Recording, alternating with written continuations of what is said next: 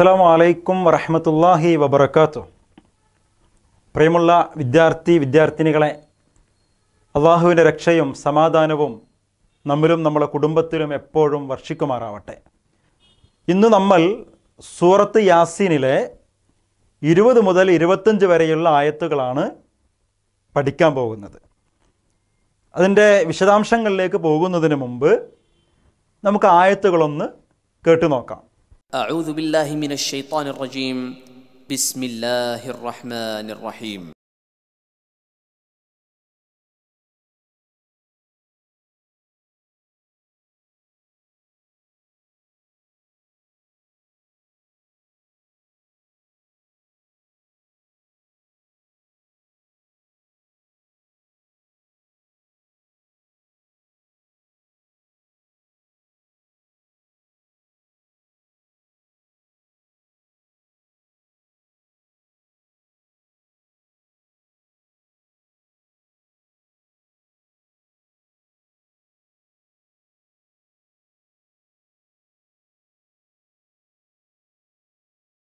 അക്സൽ Medina എന്ന് പറഞ്ഞിട്ടാണത് തുടങ്ങുന്നത്. ഒരു പട്ടണത്തിൻ്റെ അങ്ങേ അറ്റത്ത് നിന്നും ഒരാൾ ഓടി വന്നുകൊണ്ട്, ഒരു ദൂതൻ ഓടി വന്നുകൊണ്ട് അവിടെയുള്ള ജനങ്ങളോട് പറയുകയാണ്, നിങ്ങൾ ദൈവത്തിൻ്റെ ദൂതനെ പിൻപറ്റണം, ദൈവദൂതൻ പറയുന്ന കാര്യങ്ങൾ നിങ്ങൾ അംഗീകരിക്കണം എന്ന് പറഞ്ഞുകൊണ്ട് അവരെ ദൈവദൂതനെ അംഗീകരിക്കാനും പിൻപറ്റാനും അനുസരിക്കാനും കേൾക്കാനുമൊക്കെ ഓർമ്മപ്പെടുത്തുകയാണ്. ഇതിന് 2 കാര്യങ്ങൾ അദ്ദേഹം എടുത്തു പറയുന്നുണ്ട്. ദൈവദൂതന്മാർ നിങ്ങളോട് ഒന്നും ഒരു പ്രതിഫലവും ചോദിക്കുന്നില്ല, അവരുടെ വാക്കും പ്രവൃത്തിയും വൈരുദ്ധ്യവുമല്ല. ഇതിലൂടെ 2 കാര്യങ്ങൾ അള്ളാഹു നമ്മെ പഠിപ്പിക്കുകയാണ്. അഥവാ ഒരു പ്രബോധകൻ്റെ, ഒരു പ്രവാചകൻ്റെ സത്യാവസ്ഥയ്ക്കുള്ള 2 തെളിവുകളാണത്. ഒരു പ്രവാചകനാണ് എന്നതിന്, ഒരു പ്രബോധകനാണ് എന്നതിന് ഉള്ള 2 തെളിവുകളാണ്. ഒന്നാമത്തെ എന്താണ്? ആ പ്രവാചകൻ അല്ലെങ്കിൽ ആ പ്രബോധകൻ അവരുടെ വാക്കും പ്രവൃത്തിയും വൈരുദ്ധ്യമല്ല എന്ന് പറഞ്ഞാൽ എന്താ മനസ്സിലായോ നിങ്ങൾക്ക്? എന്താ മനസ്സിലായത്? പ്രവാചകന്മാർ പറയുന്ന കാര്യങ്ങൾ അത് അങ്ങനെ തന്നെ നിർവഹിക്കുന്നുണ്ട്. അവർ പ്രവാചകന്മാരല്ലെങ്കിൽ വേറെന്തെങ്കിലൊക്കെ ലാഭങ്ങൾക്ക് വേണ്ടിയോ താല്പര്യങ്ങൾക്ക് വേണ്ടിയോ ആണ് അവർ ഈ വർത്തമാനങ്ങളൊക്കെ പറയുന്നതെങ്കിൽ പറയുന്ന കാര്യങ്ങളൊന്നും ജീവിതത്തിൽ ഉണ്ടാകണമെന്നില്ല, അല്ലേ? കുറേ പ്രസംഗിച്ച് അങ്ങനെ പോയാൽ മതി. പക്ഷെ അങ്ങനെയല്ല. നിങ്ങളിലേക്ക് വരുന്ന പ്രവാചകന്മാരും പ്രബോധകന്മാരും ദൂതന്മാരും ഒക്കെ എന്താണോ നിങ്ങളോട് പറയുന്നത് അതങ്ങനെ തന്നെ ജീവിതത്തിൽ പ്രാക്ടിക്കലായി കാണിച്ചു തരുന്നുണ്ട്. അവരുടെ വാക്കും പ്രവർത്തനങ്ങളും രണ്ടും രണ്ടല്ല. അത് തന്നെ ഒരാൾ പ്രവാചകനാണ് എന്നതിനുള്ള തെളിവാണ്. ഇതിൽ നമുക്ക് മനസ്സിലാക്കാൻ കാര്യങ്ങളുണ്ട് കേട്ടോ, അല്ലേ? മുഹമ്മദ് നബിക്ക് ശേഷം ലോകത്ത് ഈ ദീനിൻ്റെ ദഅവത്ത്, ദീനീ പ്രവർത്തനം നിർവഹിക്കേണ്ട ആളുകളാണ് നമ്മളൊക്കെ. അപ്പം നമ്മളെന്താ ശ്രദ്ധിക്കേണ്ടത്? നമ്മുടെ വാക്കും പ്രവൃത്തിയും രണ്ടാകാൻ പാടില്ല. എന്താണോ നമ്മൾ ആളുകളോട് പറയുന്നത് അതങ്ങനെ തന്നെ ജീവിതത്തിൽ ഉണ്ടാകണം. മുൻകഴിഞ്ഞ കാലഘട്ടത്തിൽ വന്നൊരു പ്രവാചകൻ തൻ്റെ അനുയായികളോട് പറഞ്ഞൊരു വർത്തമാനം ഖുർആൻ പറയുന്നുണ്ട്. എന്താണോ ഞാൻ നിങ്ങളോട് ചെയ്യരുത് എന്ന് പറയുന്നത് അത് ഞാൻ സ്വയം ചെയ്യാൻ ആഗ്രഹിക്കുന്നില്ല. എന്താണോ നിങ്ങളോട് ചെയ്യണം എന്ന് പറയുന്നത് അത് ചെയ്യാതിരിക്കാനും ഞാൻ ആഗ്രഹിക്കുന്നില്ല എന്ന് പറഞ്ഞാൽ മനസ്സിലായോ? ഇതായിരിക്കണം നമ്മുടെ ഈ നിലപാട്.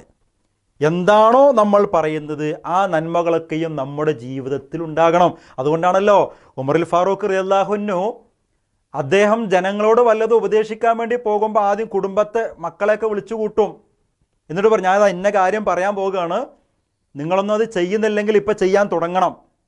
ഇന്ന കാര്യങ്ങൾ ചെയ്യരുത് എന്ന് പറയാൻ പോവുകയാണ്, നിങ്ങളത് ചെയ്യുന്നുണ്ടെങ്കിൽ അത് ചെയ്യാതിരിക്കണം എന്നൊക്കെ പറയുമായിരുന്നു എന്നൊക്കെ ചരിത്രത്തിൽ കാണാൻ കഴിയും. ഓക്കെ, അപ്പോൾ ഒരു പ്രവാചകൻ്റെ അല്ലെങ്കിൽ ഒരു സത്യപ്രബോധകൻ്റെ സത്യാവസ്ഥയ്ക്കുള്ള ഒന്നാമത്തെ തെളിവ് അവരുടെ വാക്കും പ്രവൃത്തിയും രണ്ടായിരിക്കില്ല, ഒന്നായിരിക്കും എന്നുള്ളതാണ്. ഓക്കെ, രണ്ടാമത്തെ തെളിവ് എന്താണ്? ആ ദൂതൻ പറഞ്ഞു കൊടുക്കുകയാണ്. എന്താണ്?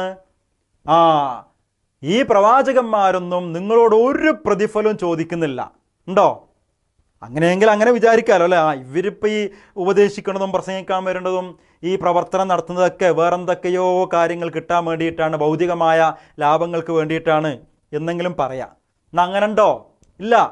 ലാ നുരീദു മിൻകും ജസാഅൻ വലാ ശുക്കൂറ. വേറെ സ്ഥലത്ത് ഖുർആൻ പറഞ്ഞില്ലേ, നിങ്ങളിൽ നിന്ന് ഞങ്ങൾ പ്രതിഫലം മാത്രമല്ല ഒരു നന്ദി വാക്ക് പോലും പ്രതീക്ഷിക്കുന്നില്ല എന്നാണ്.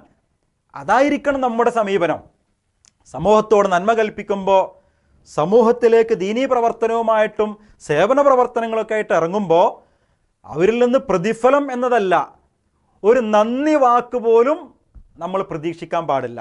അതാണ് പ്രവാചകന്മാരുടെയും പ്രബോധകന്മാരുടെയൊക്കെ നിലപാട്. അങ്ങനെയായിരിക്കുന്നതാണ്. അപ്പോൾ അദ്ദേഹം ഈ രണ്ട് കാര്യങ്ങൾ അവർക്ക് ബോധ്യപ്പെടുത്തി കൊടുക്കുകയാണ്. ഈ രണ്ടും, അവരുടെ വാക്കും പ്രവൃത്തിയും ഒന്നാണ്. അവർ നിങ്ങളിൽ നിന്ന് ഈ പ്രവർത്തനത്തിന് രാവും പകലും നിങ്ങളെ പിന്നിൽ നടന്നിങ്ങനെ ഉപദേശിക്കുന്നതിനൊന്നും ഒരു പ്രതിഫലവും നിങ്ങളിൽ നിന്ന് അവർ ആഗ്രഹിക്കുന്നില്ല. ഈ രണ്ടെണ്ണം അവർ സത്യപ്രവാചകന്മാരാണ് എന്നതിന് തെളിവായിട്ട് അദ്ദേഹം ജനങ്ങളോട് പറയുകയാണ്. എന്നിട്ട് പിന്നെന്താ അടുത്ത വർത്താനം എന്നറിയോ? ഒരു പുതിയ രീതി, ഒരു ശൈലിയാണത്. ആ ദൂതൻ സ്വയം തന്നെ വർത്താനം പറയുക. എങ്ങനെ? എന്താ പറയുന്നത്? എന്നെ സൃഷ്ടിച്ച് എന്നെ പരിപാലിച്ചു കൊണ്ടിരിക്കുന്ന, ഞാൻ ഇനി ഒരിക്കൽ തിരിച്ചു പോകേണ്ടുന്ന അള്ളാഹു, ആ അള്ളാനെ ആരാധിക്കാതിരിക്കാൻ, ഇബാദത്ത് ചെയ്യാതിരിക്കാൻ, വഴിപ്പെടാതിരിക്കാൻ എനിക്കെന്ത് ന്യായമാ ഉള്ളത്? അല്ലേ? അതൊരു പ്രബോധകൻ്റെ ഒരു ശൈലി കൂടിയാണ് കേട്ടത്. എന്താ പറയണത്? അദ്ദേഹം സ്വയം തന്നെ, സ്വന്തത്തെ തന്നെ ഉദാഹരിച്ച് പറയുകയാണ്. മനസ്സിലാകുന്നുണ്ടോ പറയണത്? എന്താ പറഞ്ഞേ? എന്നെ സൃഷ്ടിച്ച് പരിപാലിച്ചു കൊണ്ടിരിക്കുന്ന, എനിക്ക് എല്ലാവിധ അനുഗ്രഹങ്ങളും നൽകി എന്നെ കാക്കുന്ന, ഇനി ഒരിക്കൽ മരിക്കുമ്പോൾ ഞാൻ തിരിച്ചു ചെല്ലേണ്ടത് എങ്ങോട്ടാ? അള്ളാഹുവിലേക്ക്.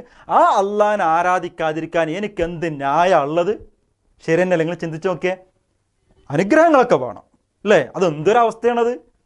അള്ളാഹിൻ്റെ മുഴുവൻ അനുഗ്രഹങ്ങളും നമുക്ക് വേണം അല്ലേ? കണ്ണിൻ്റെ കാഴ്ചശക്തി വേണം, എല്ലാം നമുക്ക് വേണം.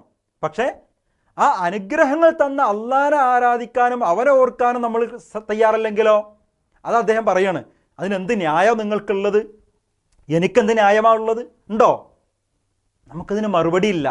അപ്പോൾ നമ്മളെ സൃഷ്ടിച്ച് പരിപാലിച്ച് തീറ്റിപ്പോറ്റിക്കൊണ്ടിരിക്കുന്ന ആ അള്ളാഹുവിനാണ് നമ്മളെല്ലാം കൊടുക്കേണ്ടത്, ഇബാദത്ത് ചെയ്യേണ്ടതും അള്ളാഹുവിനാണ് എന്ന് പറഞ്ഞിട്ട് പിന്നെ ആ ബഹുദൈവ വിശ്വാസികൾ, അള്ളാഹു അല്ലാതെ ആരാധിച്ചു കൊണ്ടിരുന്ന ആളുകൾ ഉണ്ടല്ലോ, ബഹുദൈവങ്ങളുണ്ടല്ലോ, അവയുടെ പൊള്ളത്തരം ബോധ്യപ്പെടുത്താണ് ആ ദൂതൻ വന്നിട്ട് ചെയ്യണത്. എന്താ പറയണത്?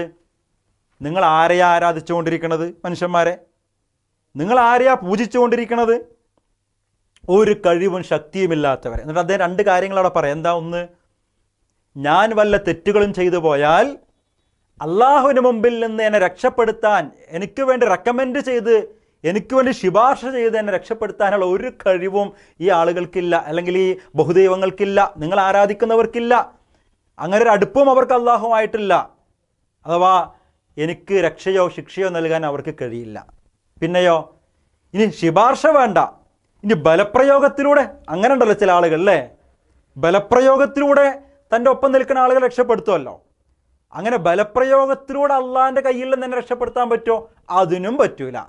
എന്നിട്ട് അവസാനം അദ്ദേഹം പറയുന്നത്, ഞാൻ നിങ്ങളുടെ രക്ഷിതാവിൽ വിശ്വസിച്ചിരിക്കുന്നു എന്ന് പറഞ്ഞാൽ അവിടെയും അദ്ദേഹം ഒരു കാര്യം അവർക്ക് മുമ്പിൽ ഇട്ട് കൊടുക്കുകയാണ്. ഞാൻ പറയുന്ന ഈ ഏകദൈവം, ഞാൻ വിശ്വസിക്കുന്ന ഏകദൈവം, അത് എൻ്റേത് മാത്രമല്ല, നിങ്ങളുടേത് കൂടിയാണ്, നമ്മുടേതാണ്. അപ്പോൾ എൻ്റെ ദൈവമല്ല, നമ്മുടെ ദൈവമാണ്, നമ്മുടെ പടച്ചവനാണ് എന്നുള്ള, ഞാൻ പറഞ്ഞുകൊണ്ടിരിക്കുന്ന, പ്രവാചകന്മാർ പറഞ്ഞുകൊണ്ടിരിക്കുന്ന ഈ ഏകദൈവം എന്ന് പറയുന്നത്, അള്ളാഹു എന്നൊക്കെ പറയുന്നത് നിങ്ങളുടെ കൂടി അള്ളാഹുവാണ്, നിങ്ങളുടെ കൂടി പടച്ചവനാണ്, നിങ്ങളുടെ കൂടി റബ്ബാണ്, നിങ്ങളുടെ കൂടി രക്ഷാധികാരിയാണ്. ആ ഒരു മെസ്സേജ് കൂടി ആ ദൂതൻ അവർക്ക് കൈമാറി കൊടുക്കുകയാണ്. മനസ്സിലായോ പറഞ്ഞത്? അപ്പോൾ എന്താ പറഞ്ഞു വന്നത്? നമ്മൾ ഈ ആയത്തിൽ 20 മുതൽ 25 വരെയുള്ള ആയത്തിൻ്റെ മൊത്തത്തിലൊരു ആകത്തുകയാണ് നമ്മളിപ്പോൾ പറഞ്ഞത്.